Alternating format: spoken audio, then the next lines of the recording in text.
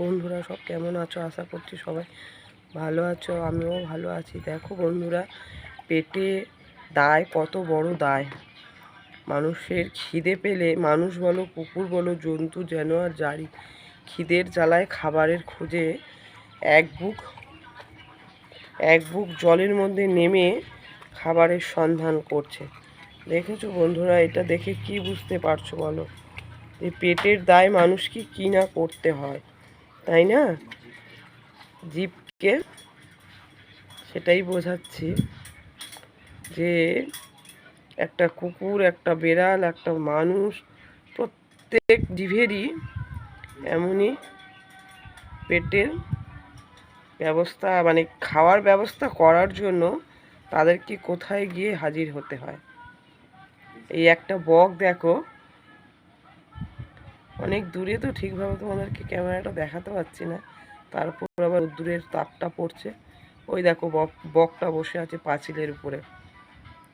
একটা বড় মাছ মুখে করে ধরলো, ধরে আবার বকটা পড়েও গেল। সেই মাছটা খাবে বলে সে সেখানে বসে আছে। তো সকাল হয়েছে, চোখ খুলেছে, তো যে যার কর্মে সে তার সব ভেজে গিয়েছে।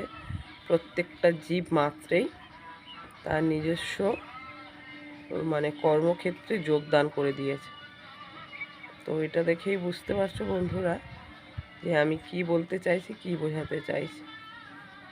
এমন কোনো জীব নেই যে তাকে ইনকামে ব্যবস্থা করতে হয় না। শুধু কিন্তু পেটের জন্যই সব কিছু, খাওয়ার জন্যই সব কিছু। আবারও আসবে দেখো মাছটা ধরতেও। আমি কিন্তু অনেক দূর থেকে ক্যামেরাটা করছি বন্ধুরা।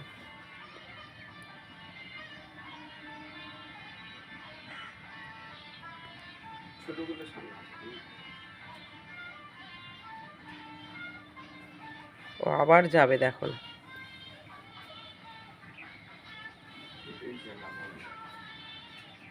পেটের জ্বালা বড় জ্বালা বন্ধুরা।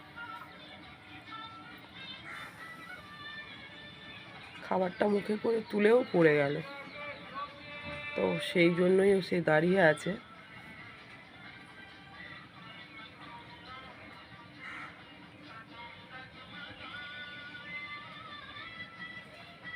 তো অপেক্ষা করছে, তা থাক।